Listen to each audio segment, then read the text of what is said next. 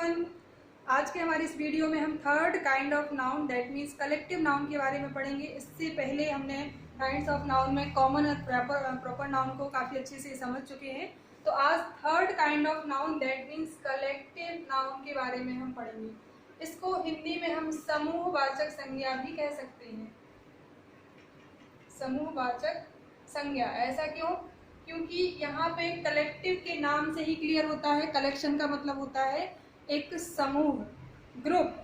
तो collective noun को हिंदी में समूहवाचक संज्ञा कहते हैं।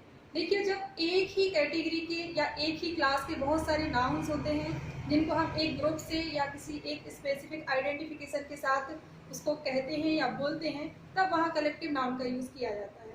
जैसे फॉर एग्जाम्पल, मैंने यहाँ पे कुछ एग्जाम्पल पहले से लिखे हुए हैं। यहाँ पे देखिए, अ बंडल ऑफ स्टिक्स। यहाँ पे स्टिक्स एस लगा हुआ है, दैट मीन्स बहुत सारी लकड़ियां हैं, बहुत सारे स्टिक्स हैं, और इसके ग्रुप को, बहुत सारे स्टिक्स के एक गट्ठे को, लकड़ियों के गट्ठे को हमने बंडल का नाम दे दिया है।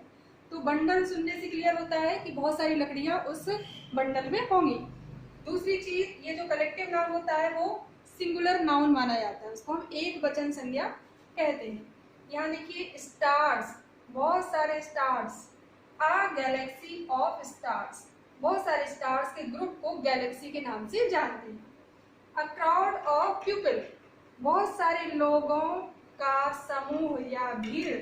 जब कहीं पे बहुत सारे लोगों की भीड़ होती है तो हम ऐसा ही बोलते हैं, वहाँ बहुत भीड़ थी, दैट मीन्स सिंगुलर नाउन के रूप में हम इसको ले रहे हैं। अ बंच ऑफ ग्रेप्स, बहुत सारे अंगूरों का, ईएस लगा हुआ है, दैट मीन्स बहुत सारे अंगूर हैं, और बहुत सारे अंगूरों के एक गुच्छे को हम बंच ऑफ ग्रेप्स बोलेंगे।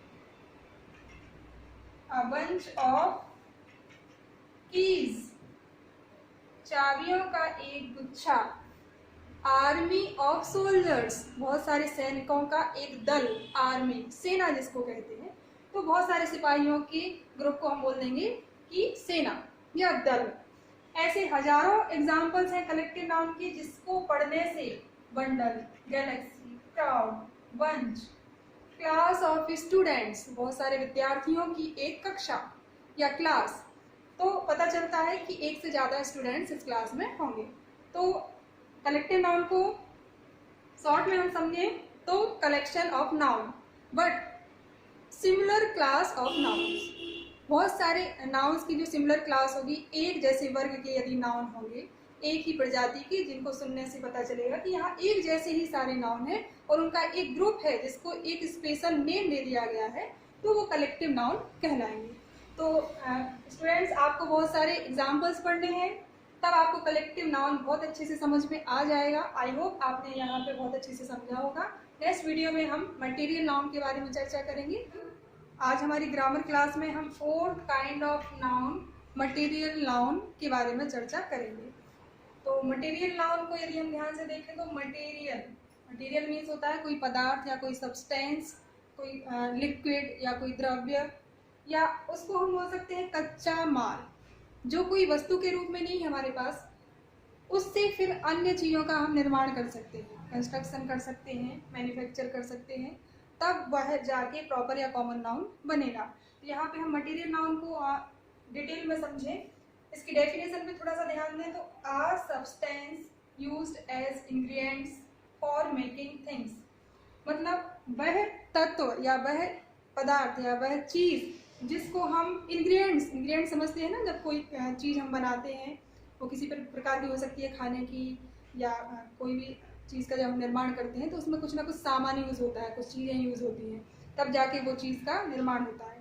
तो किसी दूसरी चीज़ को बनाने के लिए जब हम छोटे छोटे जो सब्सटेंस का यूज़ करते हैं, इसको कच्चा माल कह सकते हैं, तो वह हमारा मटेरियल नाउन कहलाता है।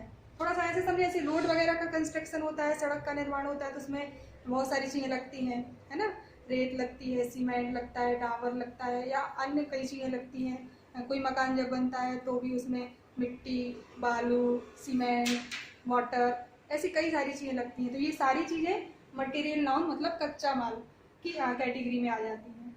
कुछ एग्जाम्पल है हम यहाँ पर लें, जैसे कि मिल्क एक मटेरियल नाउन है, क्योंकि ये हमें नेचुरली मिलता है। थोड़ा सा ऐसा भी हम उसको कह सकते हैं कि वे सारे सब्सटेंस जो हमें नेचुरली मिलते हैं, नेचर से मिलते हैं, जिसको ह्यूमन बींग्स नहीं बना सकते, अपने हाथ से नहीं बना सकते, वो सारी चीज़ें मटेरियल नाउन है। ऐसी बहुत सारी चीज़ें हैं, पेट्रोल हुआ, वाटर हुआ, मिल्क हुआ, मड मिट्टी हुई, है ना, कोई भी मेटल हो सकते हैं, गोल्ड, सिल्वर, डायमंड। तो ऐसी कई सारी चीज़ें हैं जिससे फिर दूसरी चीज़ों का निर्माण किया जाता है। जैसे मिल्क है, नेचुरली मिलता है, हमें अपने हाथ से नहीं बना सकते, इससे फिर कोई स्वीट बना सकते हैं हम, या कुछ और मिठाई बना सकते हैं, या कोई अन्य चीज़ भी बना सकते हैं, दूध से चाय भी बनती है। तो मिल्क यहाँ पे कच्चा माल के रूप में हमें प्राप्त हो रहा है, उससे दूसरी चीज़ बन रही है। मड हुआ, मिट्टी हो गई, गोल्ड हुआ, वुड लकड़ी हुई, ये सारी चीज़ें हमें नेचुरली मिलती हैं, प्रकृति से प्राप्त होती हैं, ह्यूमन बींग्स उसका निर्माण नहीं कर सकते। ये सारी चीज़ें जो है वो मटेरियल नाउन है, इनसे हम अन्य चीज़ों का निर्माण करते हैं। जैसे मिट्टी से हम टॉयज, खिलौने बना सकते हैं, या पॉट्स, मटका बना सकते हैं, बर्तन बना सकते हैं। गोल्ड से ऑर्नामेंट्स बनते हैं, वुड से, लकड़ियों से फर्नीचर या चेयर, टेबल, कोई भी अन्य चीज़ कॉमन या प्रॉपर नाउन के रूप में प्राप्त हो जाती है। तो फिर ये सारी जो चीज़ें हैं, ये जो नाउन है ना, ये मटेरियल नाउन होंगे।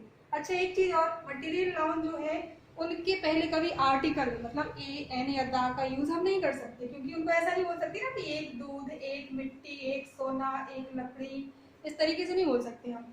यदि उनमें एस या ई एस का यूज कर लिया जाता है तो फिर वो कुछ और ही बन जाते हैं। जैसे हम यहाँ पे देखें, वुड, वुड मतलब यहाँ पे लकड़ी जो पेड़ से प्राप्त होती है। यदि हम इसको वुड्स, कहीं पे यदि हमें मिला कि वुड्स में एस क्यों लगाया भाई, तो फिर ये वुड्स मतलब जंगल, फॉरेस्ट। ग्लास ले लिया हमने, ग्लास मतलब कांच, मटेरियल नाउन है। यदि कहीं हमें लिखा हुआ मिलता है कि ग्लासेस, तो फिर वो वाले ग्लासेस हैं जिससे हम पानी या दूध या चाय कुछ भी पीते हैं, वो वाले ग्लासेस हैं, मतलब नाउन, प्रॉपर नाउन बन गया वो। तो सीधी सी डेफिनेशन को यदि हम ध्यान दें तो वो सारी चीज़ें जो इंग्रेडिएंट्स के रूप में यूज होती हैं किसी चीज़ का निर्माण करने के लिए, और जो नेचुरली हमें प्रकृति से प्राप्त होती हैं, वो सारी चीज़ें मटेरियल नाउन के अंतर्गत आएंगी। तो ऐसे कई सारे एग्जांपल्स किसी बुक या ग्रामर बुक या मोबाइल में से अवेलेबल हैं, तो सबको रिवीजन करते रहना है। और आई होप आपको मटेरियल नाउन बहुत अच्छे से समझ में आया होगा। Last kind of noun, abstract noun, हम अपने नेक्स्ट वीडियो में लेंगे, तब तक रिवीजन करती रहिएगा। Thank you so much.